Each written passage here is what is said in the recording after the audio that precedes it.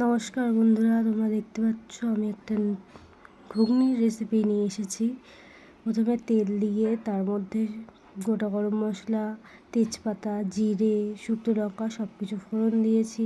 এটা আমি খুবই ঘরোয়াভাবেই করার চেষ্টা করেছি, কারণ এটা ঘরেরই রান্না, ঘরোয়াভাবেই করেছি চেষ্টা করার।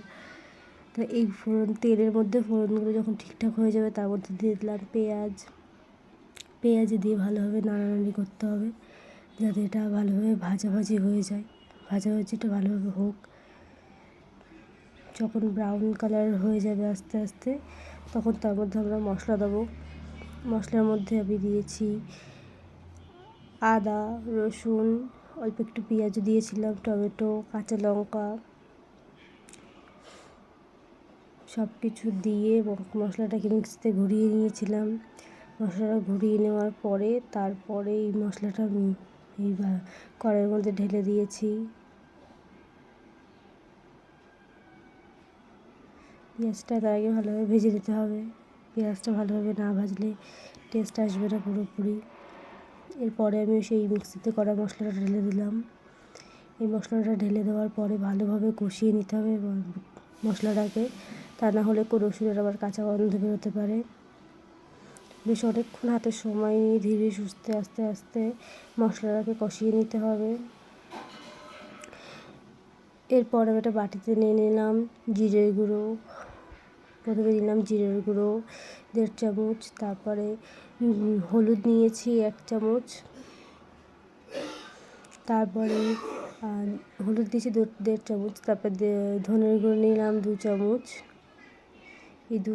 আর তারপর অল্প একটু নুন নেবো, যেহেতু আমার ডালে নুন দেওয়া আছে, মটরে আমার নুন দিয়ে সিদ্ধ করা আছে।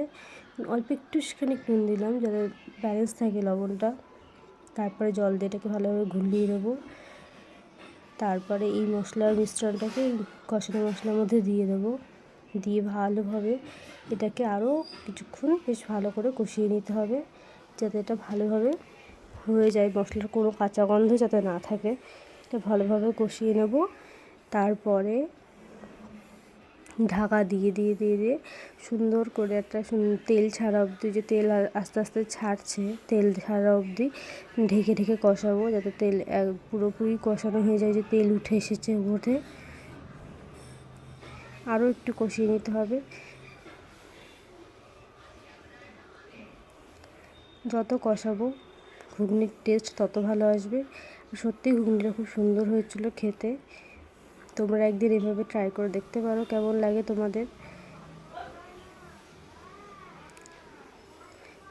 এই মশলাটা করে নিলাম।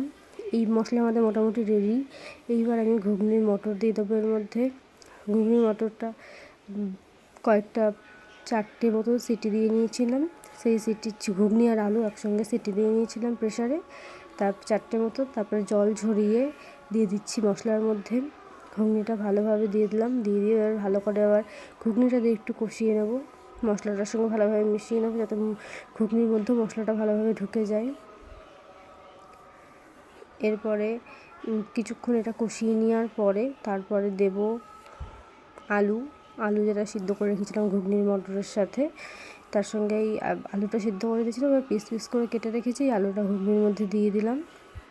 দিয়ে সুন্দর করে এই দুটোকে মশলার সঙ্গে এমনভাবে কষাতে হবে যাতে পুরো এর ভিতরে মশলা ঢুকে যায়।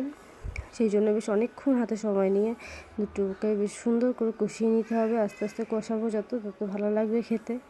কষিয়ে নিচ্ছি দুটোকে সুন্দর করে। আমি যেহেতু লঙ্কার গুঁড়ো দিইনি রান্নায়, তাই কালারটা হলুদ এসেছে, লাল ঠিক হয়নি।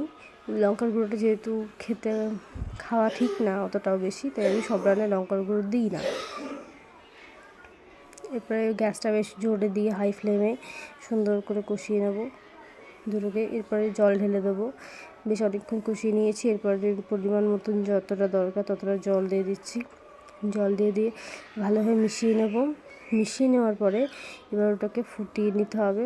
ভালোভাবে ঢাকা দিয়ে সুন্দর করে ফুটিয়ে নিতে হবে, যখন এটা জলটা শুকিয়ে একদম ফুটে জলটা শুকিয়ে যাবে, তারপর একটা স্পেশাল মশলা আমি তৈরি করে রেখেছিলাম আগের থেকে, ওটাই দেবো।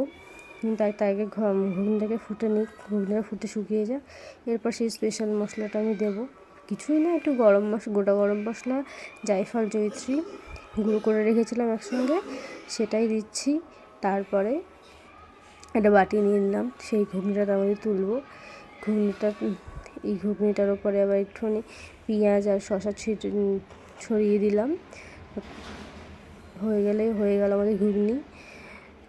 তো ঘুগনির রেসিপিটা তোমাদের কেমন লাগলো তোমরা অবশ্যই জানিও। টাটা।